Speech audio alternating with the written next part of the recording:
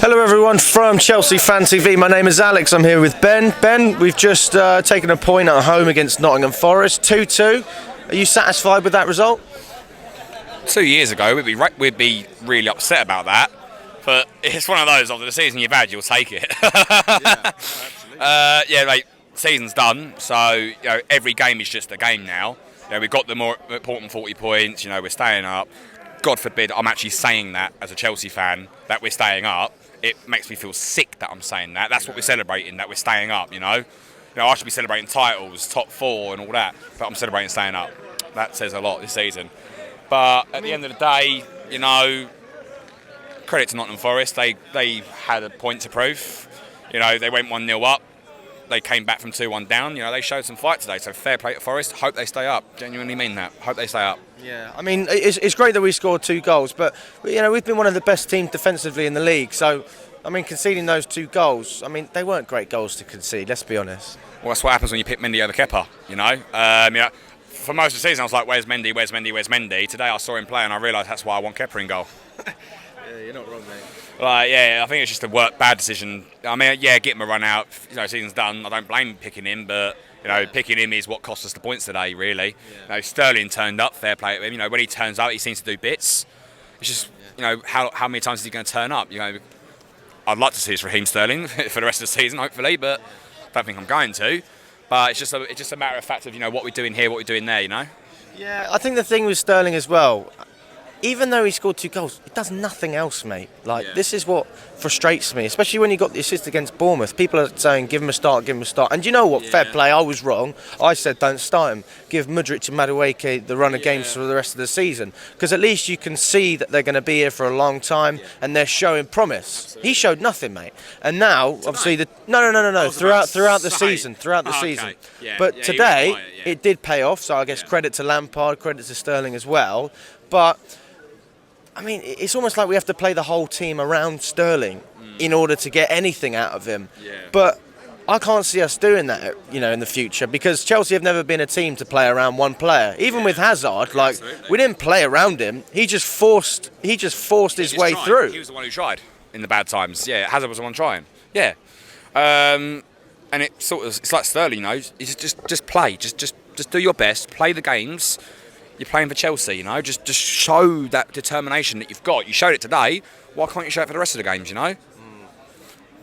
I don't know, man. Yeah, I'm still not convinced by him, to be brutally honest with you, because I think you've got to offer more. I think you have to offer more in terms of winning those 50-50s.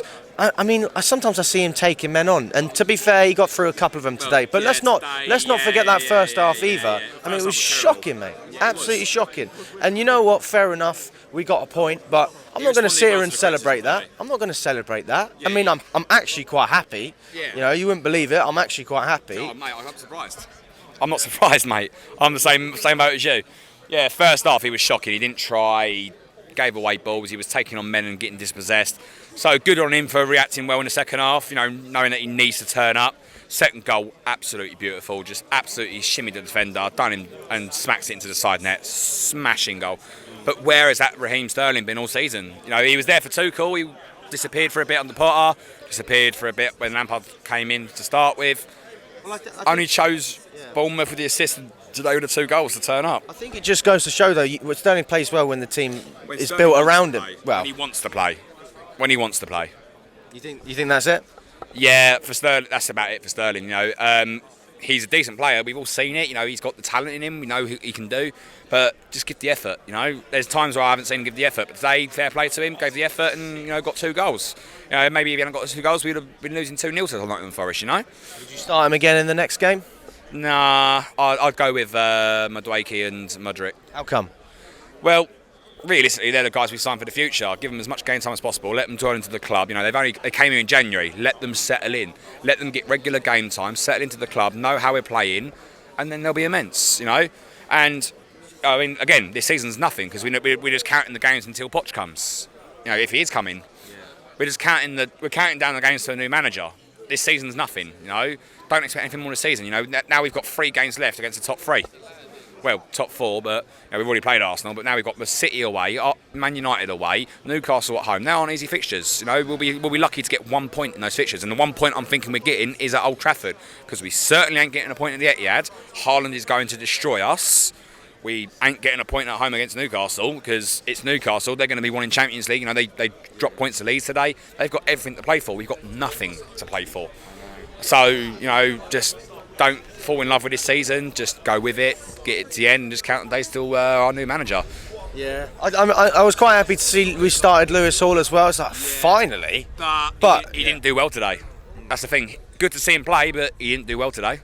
I think actually he looked one of our worst players today. He did. He gave away the ball. There was a point where he could have ran. He was jogging. He was doing this silly little waddle run. God forbid. I don't know what was that all about. I probably would have took him off for Cucurella at half time with the performance he did.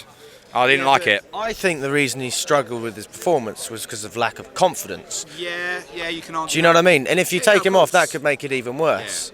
Yeah. But then there's other young players like Fofana we just spoke about with Lewis. Yeah. He's been frozen out of the squad, but apparently that's because of poor performances in the youth sides. Yeah, so I haven't seen too much of that. I don't get it, because I watched him come on against City in the FA Cup. You were at that game, the 4-0 he had. He came on, he came on for Havertz. He looked good. He was probably our best player. Yeah, he looked like he wanted to play for the club. So I don't know what's going on. So, obviously these guys are seeing in under 21 games, reserve games, what we ain't seeing, and if that's what's keeping him out, then that's not really good, is it? What about, just to finish off, your thoughts on Thiago Silva? Would you like him to stay? Do you think he should stay? And, what do you actually think he's going to do? What I want versus what I think are two very different things, Alex. What I want is for Thiago Silva to retire at Chelsea, become a coach, and coach those defenders, those young promising defenders. What I think is going to happen, I think he goes back to Brazil. But you know what? Fair play to Thiago Silva. This man has come in. He's been our best defender solidly for 3 years. The only other player you can think of who's better is Reece James defensively. By the way, there is some Nottingham Forest fans giving us crap over there. Just a reminder, you are a shit Derby County. Go home, go back to that crap hole up north, and hopefully go down. That's conflicting, isn't it? Because like I said at the start, I want them to stay up, but now watching their fans get rid, I want them to go down. Change your mind.